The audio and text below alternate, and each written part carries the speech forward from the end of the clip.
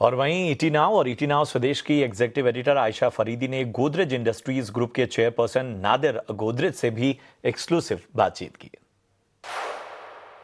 10 years coming to this place, how does it feel, and where do you think from last 10 years when the first time you came back in 90s to now, India's perception has evolved, Mr. Godrej? It's evolved tremendously, and the presence of India at Davos has evolved a lot, and I was stunned when I went to the new India Pavilion, which is quite different from the last India Pavilion. And India is all over Davos, and the whole world is interested in India. It is. But, you know, we're also living in very fragmented times because of all the geopolitics, etc. From your sort of leadership lens, do you think the world is headed into a better place as it gets more inclusive, or do you think things are going to get challenging and tougher? I've always been an optimist, and for many years I think the world was getting in a better and better place steadily. But today I was in a session where somebody called himself a cautious optimist. So from being a bright optimist, I've become a cautious optimist. I understand. But tell me about, you know, the Godrej Group in that sense has been an early mover, if I can call it, when it comes to sustainability. There is so much talk around sustainability, climate protection. Tell me, in today's volatile environment, how do you convince shareholders that ESG is not a cost center, but it's something which is a must-do? Right. We have always felt that corporate social responsibility is very important, and in our group we had a long-standing feeling for that. My grandfather bought land in Vikhroli just so that he could provide housing, because once he went to the house of one of his workers and he was shocked where he was living. Yeah. And everyone thought he was mad to buy land so far away from the center of the city. But look how prosperous it is now. Yeah. So I always feel that corporate social responsibility pays for itself. This is a totally unexpected consequence of his good actions, but there are many others. Society likes it when you're corporately social responsibility. Financial institutions like it.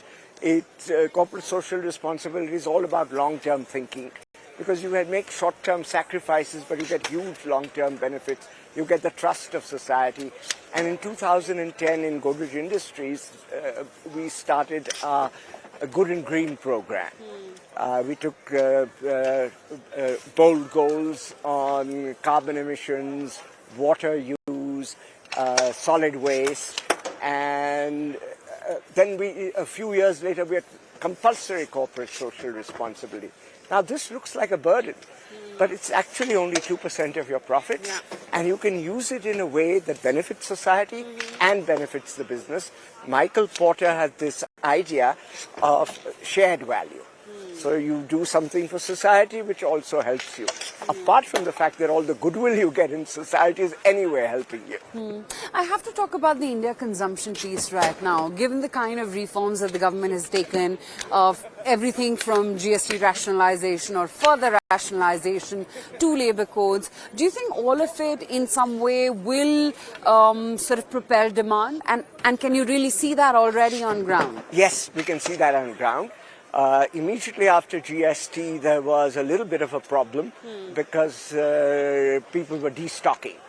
But already we see a pickup in demand because many items have lower GST rates, and that always helps. And we hope that in this budget also the government will lower some taxes.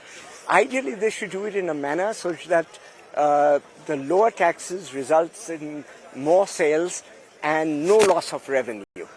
So businesses benefit, the government benefits, society benefits. People get cheaper goods. These kind of win-win solutions will help the economy to continue to grow. And today Chandrababu Naidu was talking about getting the growth into double digits. Understood. So let's talk about, you know, the consumption story. And do you sense that the recovery is at least getting close to broad-based, or is it still very sort of bifurcated, urban versus rural? When is it that we see a more linear, flatline kind of recovery? There are times when the urban economy grows well. There are other times when the rural economy grows well. The rural economy depends a lot on the monsoon or floods.